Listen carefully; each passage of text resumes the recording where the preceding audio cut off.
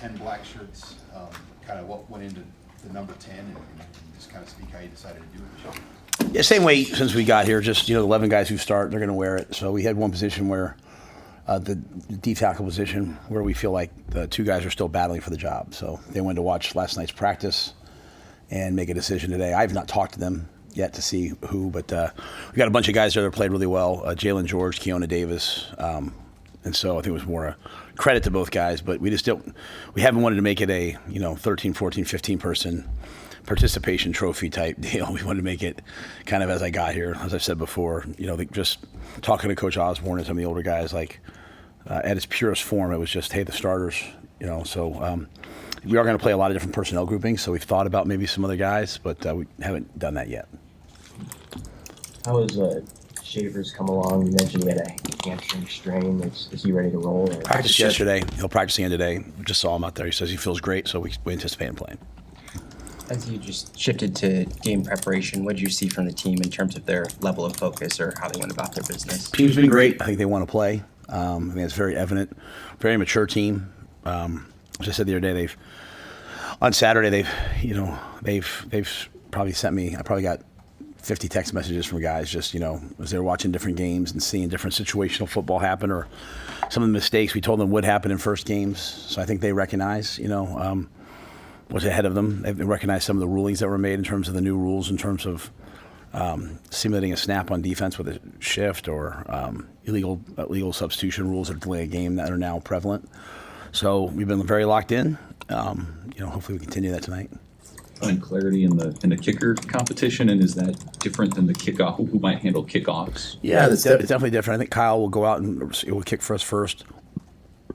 He would be the starter as of today, and then both Tristan and John have been battling out to be the kickoff person.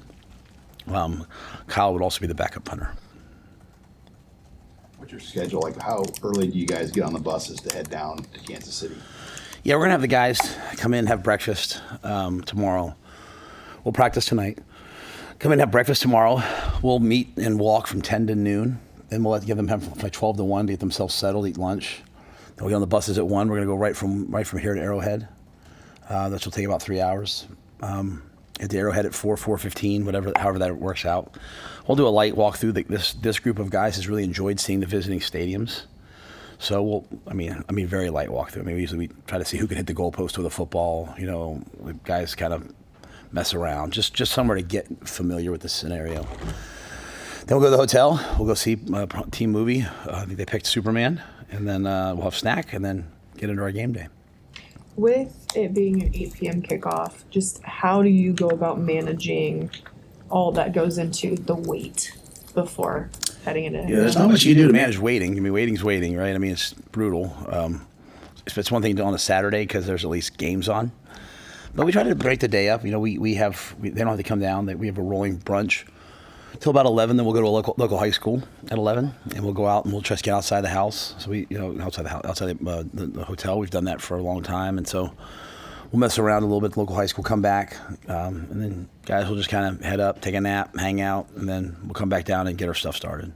How will you specifically handle that? Because you've talked about how you get a little anxious before night games sometimes. Yeah, I think the anxiousness. It's important to say the word being anxious, not anxiety. I think anxiousness, lets you know that what you're doing is worthwhile. So yeah, we're going to play another team. It's going to be fun. I'm very much looking forward to that. I've very much made a commitment to this year to having fun in everything that I do, because that's the type of team we have. So I don't plan on watching a soap opera or anything. I don't know what I'll do. It's always a good time to get caught up on some of the first games have come in recruiting, so we'll always watch some recruiting film when we can. But I don't have super specific plans. How eager are you to see what type of impact Nebraska fans can have in a neutral site game? Yeah, I don't even consider it neutral site. I just think it's Arrowhead. Arrowhead seems like part of our DNA, our footprint. So I think this feels like a home game light. I expect to have the same home game intensity.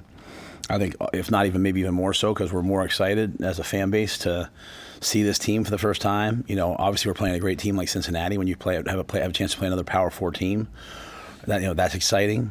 And to play at Arrowhead for the first time playing at Arrowhead. Huskers? Third? Probably should know that. First time for me. So, but, so I think it'll be hopefully exciting. How excited are you for, you had a couple former guys that was reported to make 53 mans and rosters in Fedoni and John Bullock, just those guys and what they're getting done. Yeah, I think you've heard me say before, Fedoni's very special to like my family, like Julie, Vivian, Leona. They're like the biggest Fedoni fans. I mean, he's got his dog Rambo. We have our dog Nala. Like it's just for some reason from day one they've just all connected, and so we have a little family group chat every time he scores. One of the kids will put him on there, and so Leona and I on Saturday were going to play softball. I had a chance to talk to him for a long time. I think the most important thing is that they had a really deep tight end room. He had a really good camp. And so even if he didn't make that team, he was going to make a team. But, I'm really proud of him because I've seen everything that he went into him coming back. I've seen the video of that second knee injury. It's grotesque. And so all the work that he had to do to come back, all the things he had to overcome, and he took. There was always a lot of flack for him for some reason. There was always a lot of flack for him that he had to deal with. And I just love the guy. I mean, I just thought he overcame the odds. And then Johnny Bullock, I made a point to our team. I think we released a video where I said something like, I said the process is undefeated for those who won't be defeated. Really what I said, I was talking about John Bullock, and I said, I just had the chance to FaceTime John now that he's made the team. And I got a text from his dad that he made it, and so I FaceTime John. And, my point to the guys was when I got here, he was kind of forgotten about, right? Like hadn't really played. He was a backup safety. He went through the first year. I remember sitting in my office after the first year with us and being like, I'm thinking about retiring. Should I come back and play? His dad was very much like, Dad Steve's a great guy. I was like, I think he should play again, but, I love my son no matter what. And I just remember telling John, like, you've come so far. I wouldn't want you to have regrets. And he didn't always like the way we did it. I'd yell at him at 9-on-7 to run through and hit people and was always on him. But I just knew, I think we all knew what he could be. And so, what I said to our guys is the process works for those who will work. And the process is undefeated for those who won't be defeated. And to me, that's John Bullock. He just kept pulling himself up. Nothing was handed to him. And I believe it kind of goes back to the point I sometimes try to make here that we as we look at Nebraska football, we always seem to say like, hey, this transfer is going to be better than the guys we have. But like starting to prove like if you just do what we're asking you to do, and I know sometimes it'll get questioned by people, I get that. But for the most part, the guys who've done it, works out pretty well for them. Even some of the guys who left, like Jamari Butler, when I got here, he was going in the transfer portal, and he hadn't really played. And Jamari did what we asked for 2 years, and he got paid a ton of money to go to LSU. So I wish it would have been to the NFL.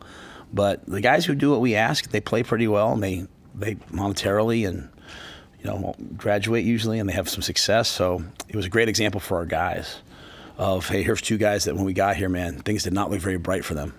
One with the knee, one with this thing, and they've did all we asked, and look at them now. So hoping that our guys will buy into that, and hoping our team will buy into that concept about the process going into this game, because we're significantly further ahead in terms of how we handle a game, I think, than we have been the last 2 years in terms of our understanding. And so excited to see them actually play it out. Mac Markway posted on social media that he had his knee procedure. Just curious if you've heard if that was successful, and I guess like the next steps for him. Yeah, he went down to Dr. Cooper in Dallas. Got back yesterday. He seemed like he was in good spirits. He was crutching around. The surgery was successful. I think Dr. Cooper even commented it was like the largest hamstring graft he'd ever taken. I mean, that's how big and strong Mac is. So, like I said, Mac was in good spirits. He won't be able to go to the game. He'll have to stay here, but he'll begin his rehab process now. So we'll see what the future holds in terms of him and his decisions. But for right now, that was a positive. Well, some of the other guys who have season-ending injuries are able to go to the game. It made it possible for everyone to go if they want to go. No, like 5 or 6 of them, they didn't want to stand on their crutches for the whole time, which we advised them not to go, but we said medically they said I would advise you not to go, though I said if you want to go we'll figure it out, and those guys, like I think 4 or 5 of them said they want to stay back, but for the most part the whole team will be there. You said about 80, or what's your number that will go down? I think 80's going down. Is 80, Susan? 80? 80-ish. 80-ish. I don't know, there might be like a guy or two. Eckler is a little bit of a wild card. I could really use this guy. But I thought the last number I saw was 80. So, I mean, maybe 81, 82, but 80. So, and then the rest of the guys are coming down coming down the next day. Matt, there seemed to be a level of kind of measured excitement from the players yesterday, but more so just focus. Is that kind of the tone internally? I want them to be really excited. I mean, we should be. We've worked really hard. This has been like the longest camp ever. Like the last 2 practices have ended a few minutes early, which I don't really do very often. But that's how you can tell I'm sort of like, all right, I've seen enough.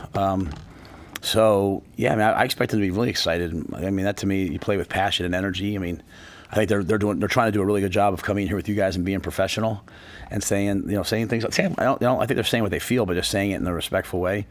But they should be really, really excited. At the same time, I think we recognize. I mean, we watched that cut up. It was like 60, 65, 70 plays from the games on Saturday. And what you saw over and over and over again was just bad football and bad football plays. And that comes from just not being focused on the play. Worrying about the scoreboard, worrying about everything else, worrying about, your playing time. I don't know, whatever, all things that can distract you, right? So just challenging the guys. Like, we want to go play this game one snap at a time with intentional focus, neutral mindset, and attack each play and not worry about what the score is. Just worry about how we're playing and then deal with how we have to play, adjust to the situation in the fourth quarter. But we've worked on this for a long time. We've worked on it for 3 years. So I'd like to see it come to fruition now, where we just go out there and play with a ruthless mindset. Your first year, you guys played a Power 5 team in week 1 to begin the year. Is there anything that you take from that Minnesota experience that you learned from heading into this game? That's a great question. I like playing Power 4, Power 5. I guess Power 5 then, now Power 4 maybe. I like playing a Power 4 team to start. I think it makes your camp much more intentional. It gets everyone's attention early. I felt like that Minnesota game, I felt like we should have won it. We had it won. That being said, we weren't as far along, and I think I commented many times, I didn't have us as ready for the crowd noise and all the things that, the gold out at Minnesota would have. I sometimes say things like that, and I could probably put a caveat there, but it sounds weak. Like, we were working on a lot of other things. We weren't probably ready for all that. We were just trying to learn some basic things at the time. But I feel like I have gotten to my part. I've gotten the team ready in terms of situationally. We should be prepared for everything. And I think to their part, they are focused and paid a lot of attention to detail. Like, we walked in this morning, Wish and I walked in this morning, and Isaiah Mosey's, sitting in the recovery tubs, and not he's just sitting there. He's got his game book out. Like, a lot of times you see guys looking at their phone or iPad. Like, he's got his game book out, and he's like taking notes. I was like, all right, that's what our freshmen look like. That means that every room that the seniors are doing a good job, or in that case, in that room, Emmett. So, so I feel confident that we'll play. And at the same time, also knowing the first game, you don't know what to expect. Like, Cincinnati could come out, and it could be all 4 down. It could be all cover 0. It could be all, they could come out. They could have gone to high tempo. They could have, you don't know. So you have to have smart coaches and coordinators and players who can adjust on the fly, and I think we're prepared for that.